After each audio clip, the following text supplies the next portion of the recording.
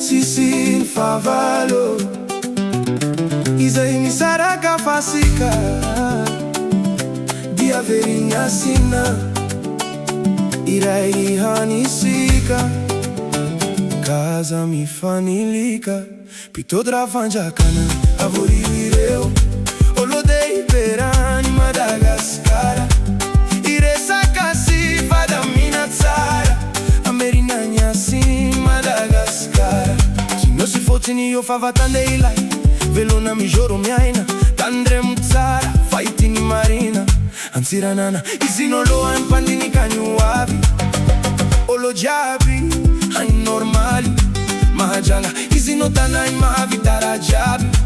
Olo naviani Mapito kiki Antananarivo Izinokivo Misinifo Tuerana mitairinha Inatiazu somogaina Fianarantsua Izinumami kutoko Manajolunareu leroa Izinuma mpijoru nivatana midinganare triainana Tomasina Izinola musina Mafiorina Toliara Izinutongo tra Madagascara Miazakazaka no madamina tsara Ramararinirai Madagascara No mijali fați Franțai Si fotoani intonizau I famonos oceanau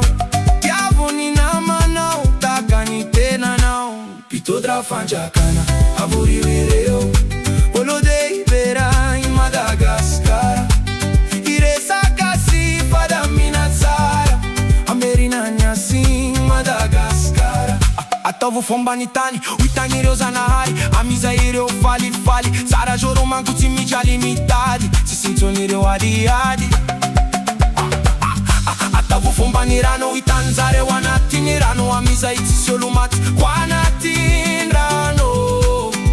Tui sințoni pifavalo Giovoni rivotra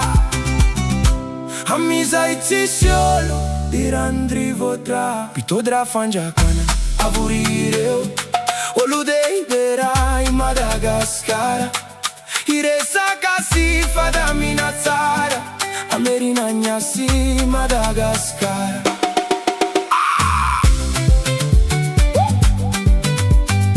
Avurivireu pajaka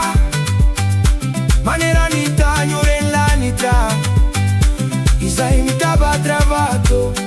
Zizi in favalo Izai misaraka fasika Dia berinya sina Irai hanisika